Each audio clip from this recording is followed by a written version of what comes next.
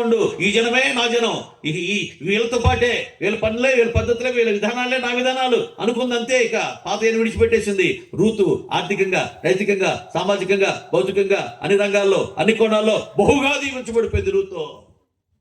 చెల్లమ్మ, నేను దీవించడానికి దేవుని పిలిచాడు, ఆశీర్వాదానికి వారసుడిగా ఉండడానికి దేవుని పిలిచాడు.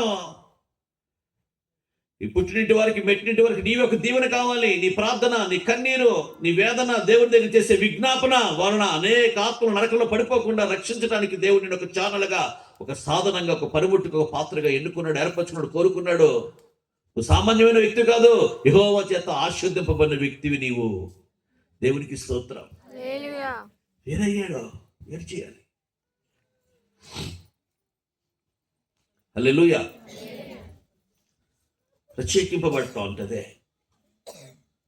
తర్వాత ఏం చేస్తారంటే ఆ పిల్లడికి స్నానం చేపిస్తారు. ఇది బైబిల్ ఏం చెప్తుందంటే పునర్జన్మ సంబంధమైన స్నానం. అంటే తిరిగి జన్మించిన వాడు చేసే స్నానం ఇది. ఇది బాప్తిసం పొందాలి. ఆ తర్వాత ఏం చేస్తారంటే ఆ పిల్లడికి Johnson and Johnson baby oil రాస్తారు. ఆయిల్, విప్రో షాప్ ఏదో రాస్తారు. ఆయిల్ రాయిదా. ఇదేం చూపిస్తుందంటే నీ దేవుడే నీ తోటి వారందరికంటే హెచ్చుకున్నట్లుగా ఆయన నిన్ను ఆనంద తైలముతో అభిషేకించేస్తాడు. ప్రతి దేవుని ఆత్మతో ఎందరూ దేవుని ఆత్మ చేత నడిపింపబడుతారో వారందరూ దేవుని కుమారుడు అవుతారు.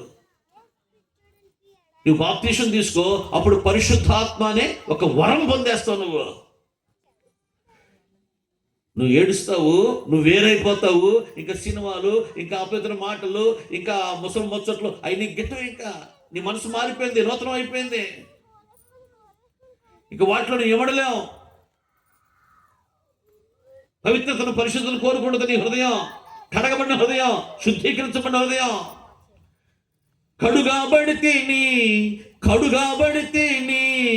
యేసుని రక్తమందు కడుగాబడితేని నాలో యేసున్నాడు.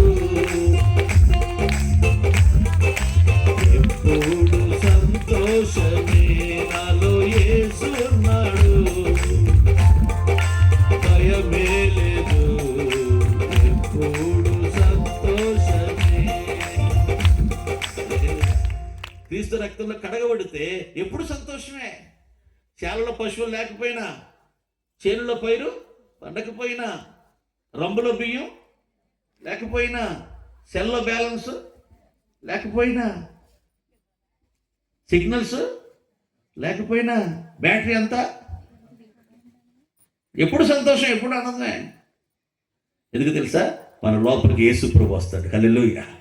కడగబడిన హృదయంలోకి యేసయ్య వస్తాడు. ఇప్పుడు నిన్ను నడిపిస్తాడు. ఆలోచన చెప్పి, దృష్టి పెట్టి ఎలా నడవాలో నడిపిస్తాడు. ఆ జీవితం మధురంగా ఉంటుంది.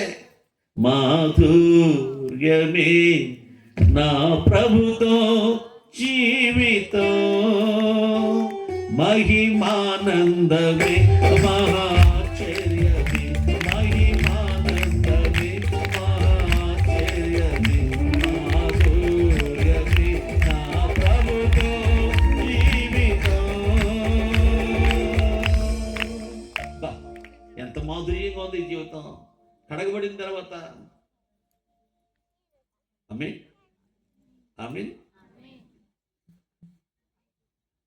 ఇప్పుడు జిగటగల దొంగ ఊబిలో నుంచి, నాశనకరమైన గుంటలో నుంచి మనల్ని పైకి లేవనెత్తిన దేవునికి స్తోత్ర రూపకమకు క్రొత్త గీతికల చేత ఆయన మన నోటిని నింపుతాడు. అంటే ఇశ్రాయేలు చే స్తుతుల పైన ఆసీనుడైన వాడ వాళ్ళు స్తుతిస్తారు. ఇప్పుడు వాళ్ళు కనపరుస్తారు. యెహోవా ఇచ్చెను, యెహోవా తీసుకును. అనుకూలతలో ప్రతికూలత కూడా స్తుతిస్తారు. అమ్మా, ఇశ్రాయేలుగా మారితే నువ్వు స్తుతించడం ప్రారంభిస్తావు. సర్వశక్తిమంతుడు నాకు అన్యాయం చేశాడు అలా కదా.